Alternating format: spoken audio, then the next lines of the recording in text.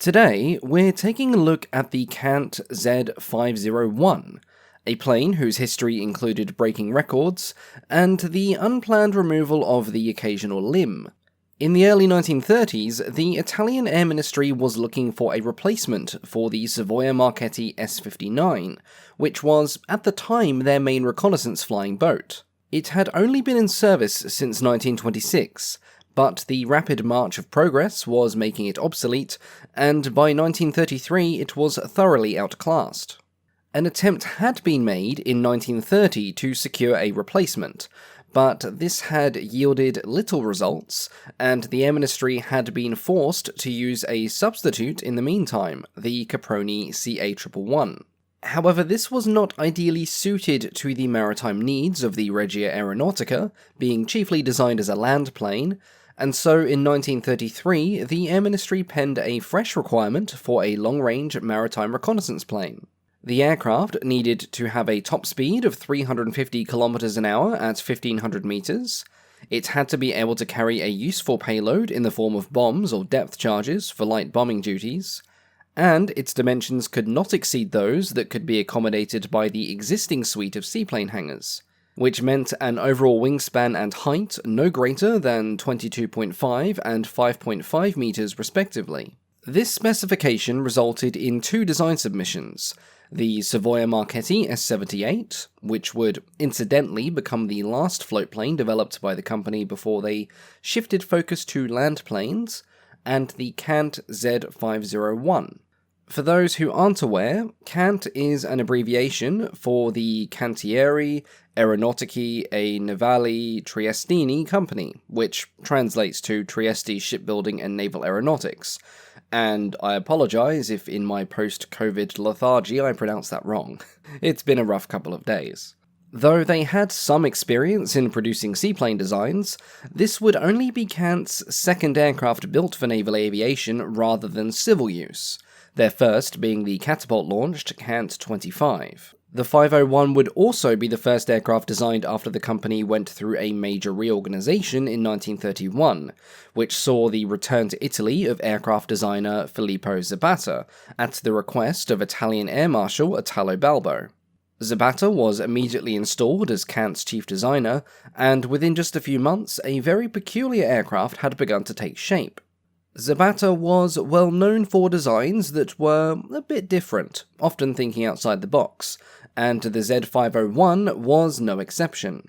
At first glance, it is best described as a tailless monoplane that had a wingless seaplane suspended beneath it, because really, that's what it was. Officially, it was defined as a high-wing parasol monoplane, though this is taking the concept to somewhat lofty extremes.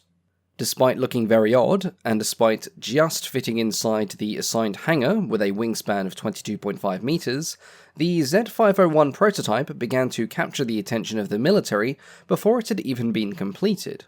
As with his previous works, Zabata had gone for a highly streamlined aircraft constructed mostly of wood and covered in fabric. The braced wing was supported by a series of struts that connected it to the sides and the top of the fuselage, and a pair of floats, which were attached to both the wing and the fuselage, were designed to keep the aircraft stable on the water.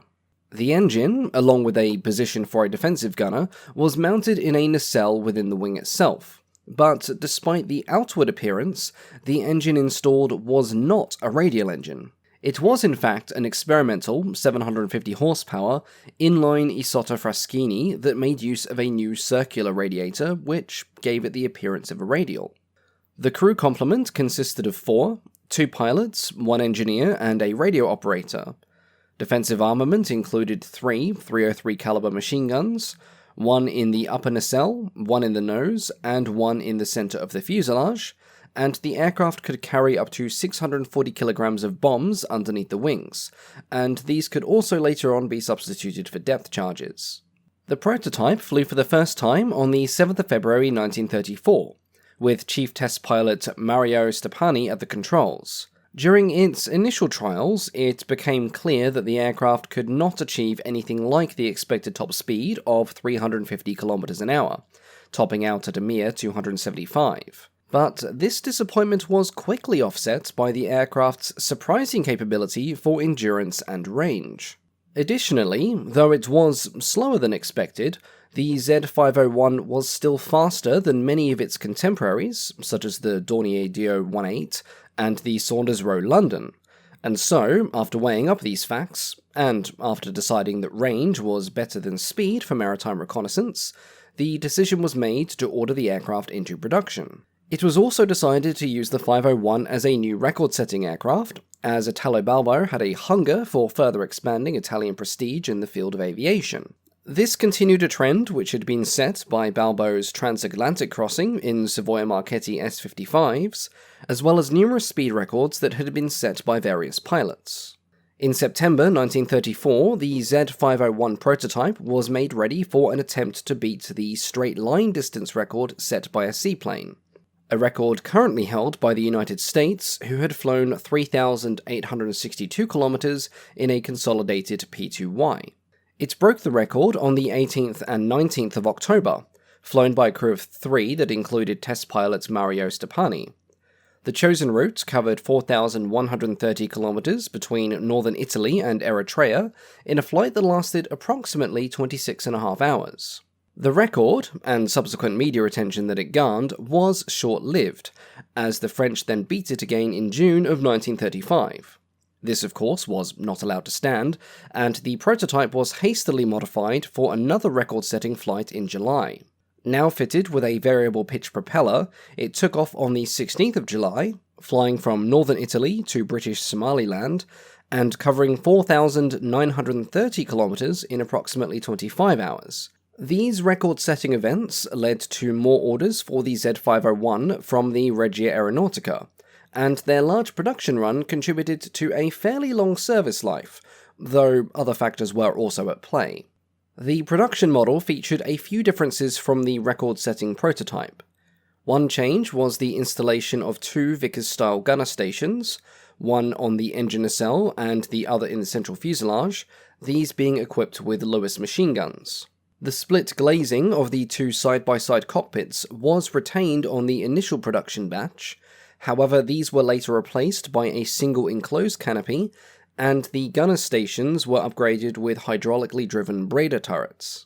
Though it did possess outstanding range and endurance capabilities, the Z.501 was considered from the outset as a transitional aircraft. Its slow speed was a concern, and the Italian Air Ministry had already issued development contracts with CANT and Macchi for more modern and faster replacements. However, development of these aircraft became painfully slow, and in the end, neither of these new designs filled the gap they were intended for, and so the Z.501 went from a transitional to a frontline role rather quickly.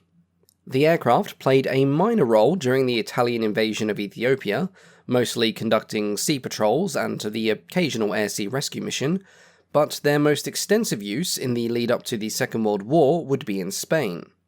During the Spanish Civil War, at least 10 aircraft were operated by nationalist forces, and they were flown on air-sea rescue missions, anti-submarine patrols, and general reconnaissance missions.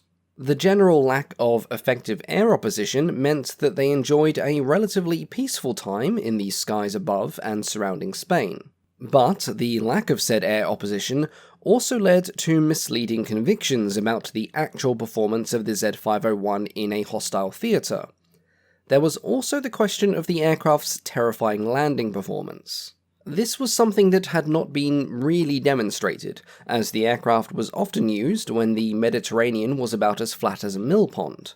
But a few incidents in Spain, and then many more in the Second World War, sharply highlighted the aircraft's fluctuating behaviour when it came to landing on the water, something that led to many accidents, often with fatal consequences.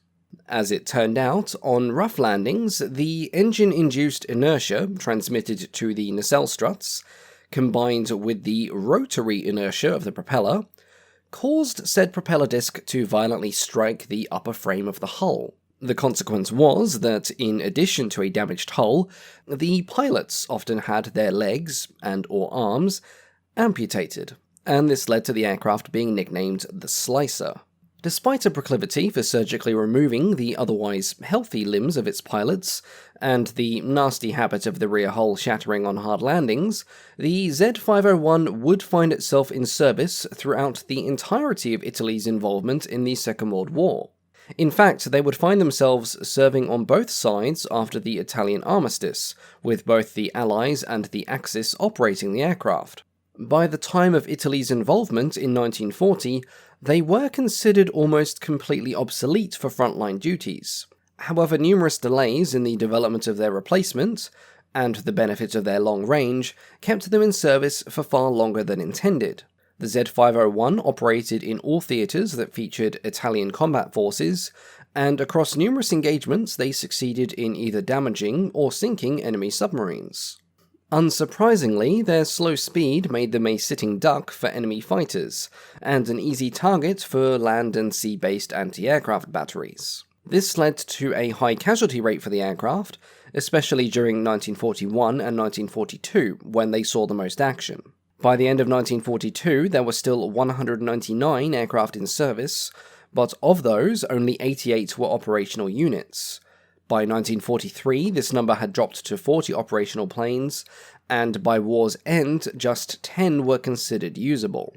All of this being said, the Z.501 deserves credit for lasting as long as it did, especially as it was only really effective in good weather that didn't threaten the arms, legs, or other body parts of its crews. Overall, however, it could not be considered a great success. The aircraft built during the war suffered worse, often due to the poor quality of wood used in their construction, which led to frequent visits to the hangar for hull repairs. It was slow, structurally weak, handled poorly in high winds and rough seas, and of course there was the whole trying to slice the crew in half issue. Along with being nicknamed the Slicer, it was sometimes called the Slug, or even something along the lines of Help Me Mummy, on account of its extreme vulnerability to enemy fighters.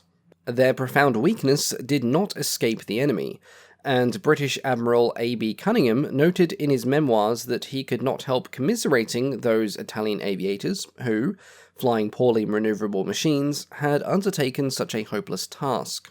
Eventually, the Z.501s were replaced by better aircraft in frontline roles during the war, notably the considerably more successful CANT Z.506. But their production run had been so large, totaling 454 aircraft, that they were kept about for numerous secondary duties. Remarkably, some remained in service all the way up to 1950, operating out of Sardinia. Their successor, the Z.506, enjoyed a much better service life, setting numerous records and distinguishing itself as a patrol and air-sea rescue aircraft during the war. It also didn't try to kill its crew when landing in rough seas. But that's a story for another day. As always, thank you all so much for watching, and thank you all for the kind words whilst I've been dealing with COVID and all the fun that entails. And of course, a big thank you to the patrons, with a special shout out to Kevin, Daliado, Bane, FB, Christopher R, Tronathon, Eric Heineman, John Austin Jr., Ray Carlotta, Keith Terrier, Green Sea Ships, Northlinks Web, and MC Team for their support as Wing Commander tier patrons. Thank you all so much, and I'll catch you all next time.